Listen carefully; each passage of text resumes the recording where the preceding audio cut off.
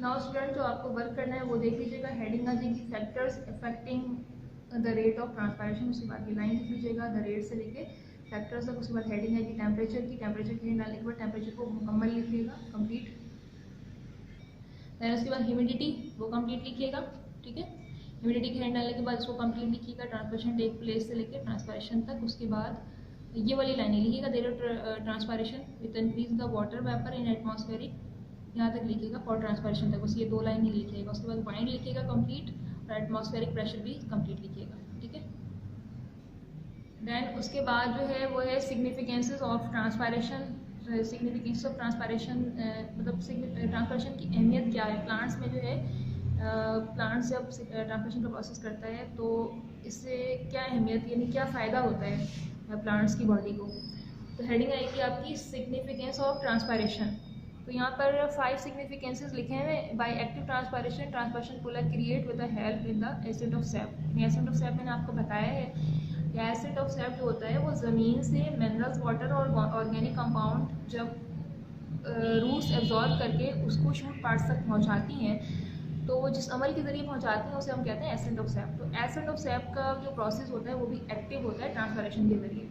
तो ये दूसरा जो पॉइंट है वो transpiration also increase the rate of absorption because of the loss at one end increase demand on the other end. Transpiration also increase the rate of absorption का जो process होता है वो भी इंक्रीज़ होता है। जितनी ज़्यादा प्लांट जो है वो ट्रांसपोर्टेशन का प्रोसेस करेगा उतनी ही ज़्यादा जो है वो एब्जॉर्प्शन का प्रोसेस पौधों में बढ़ेगा। यानी ज़मीन से जो एब्जॉर्प्शन का प्रोसेस होता है प्लांट का वो उतनी ही ज़्यादा इंक्रीज़ होगा अगर ट्रांसपायरेशन जो है वो प्रॉपरली प्रोसीड हो रही है प्लांट्स में। थर्ड है transpiration gate rates of the exist amount of water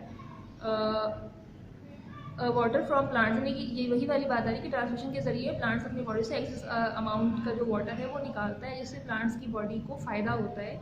दूसरे और जो प्रोसेस हो रहे होते हैं वो ट्रांसमिशन की वजह से प्रॉपर चल रहे होते हैं। उसके बाद है fourth, transpiration help in the maintain the temperature of the plant for the metabolism and survive because aberration cause cooling. Transpiration के जरिए प्लांट्स की जो बॉडी का टेम्परेचर है वो मेंटेन रहता है और प्लांट्स की जो बॉडी होती है वो कूल रहती है, मतलब टेम्परेचर लेवल जो है वो मेंटेन करने में ट्रांसपायरेशन का भी एक बहुत बड़ा रोल होता है। इससे फ़ायदा भी होता है प्लांट्स की बॉडी को कि उनकी बॉडी का टेम्परेचर जो है वो मेंटेन रहता है, यानी बॉडी उनकी ठंडी रहती है। उसके बाद लास्ट जो है वो opening and closing of stomata by transpiration which indirectly influences upon the rate of photosynthesis and respiration। ये स्टोमेटा होता है वो टाइनी होल होता है, आपको पता है जो लीव्स में मौजूद है, जो मैंने आप लोगों को बताया भी है क्लास में। तो इनका खुलना और बंद होना भी रेगुलेट होता है ट्रांसपायरेशन की वजह से, क्योंकि ट्रांसपायरेशन का जो प्रोसेस होता है वो डे टाइम पे ज़्यादा होता है और नाइट टाइम में जो है ट्रांसपायरेशन का प्रोसेस जो है वो ऑलमोस्ट जो है वो स्टॉप हो जाता है। इसकी वजह ये है कि सनलाइट नहीं होती, सूरज की रोशनी का होना बहुत ज़्यादा ज़रूरी है। जब सूरज की रोशनी होती है तो ट्रांसपायरेशन का प्रोसेस जो है वो प्रॉपर प्रोसीड हो रहा होता है। तो ओपनिंग और क्लोजिंग का जो सिलसिला होता है स्टोमेटा का वो भी जो है वो मेंटेन रहता है ट्रांसपायरेशन की वजह से, जिससे फोटोसिंथेसिस और रिस्पायरेशन सही तरीके से हो रही होती है, क्योंकि फोटोसिंथेसिस जो है वो सूरज की रोशनी में होती है, रिस्पायरेशन 24 आवर जो है प्लांट कर रहा होता है, यानी गैसेस एक्सचेंज का जो प्रोसेस होता है, कार्बन डाइऑक्साइड जो है वो ले रहा होता है, इनटेक कर रहा होता है, ऑक्सीजन जो है वो रिलीज़ कर रहा होता है। ये सब जो है वो किसमें होता है, स्टोमेटा के जरिए हो रहा होता है। फोटोसिंथेसिस का काम जो है वो भी स्टोमेटा के जरिए ही होता है।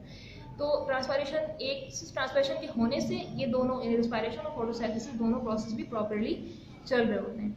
तो ये वो फ़ायदे हैं या वो सिग्निफिकेंसेस जो ट्रांसपायरेशन के होने से प्लांट्स को मिल रही होती हैं। अब इसका वर्क कैसे करना है, हेडिंग आएगी सिग्निफिकेंसेस ऑफ ट्रांसपायरेशन की, और उसके बाद ये आपने 5 पॉइंट्स लिख लेने हैं, बायोएक्टिव से लेकर रिस्पायरेशन तक 5 पॉइंट्स लिख लेने हैं, ठीक है।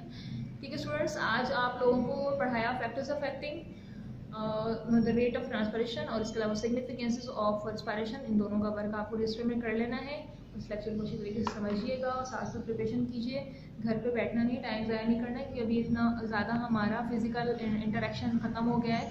तो जो बातें आपको बताई जा रही हैं वो जाहिर सी बात है, जब आप छुट्टियों के बाद आएंगे तो एग्ज़ाम के और हम करीब चले जाएंगे, तो हमारे पास डेज बहुत कम रह जाएंगे। तो साथ साथ जो पढ़ाया जा रहा है वो आप साथ साथ उसकी तैयारी करते जाएँ और पढ़ते जाएँ, याद करते जाएँ, ठीक है। अब इंशाल्लाह नेक्स्ट लेक्चर में मुलाकात होगी।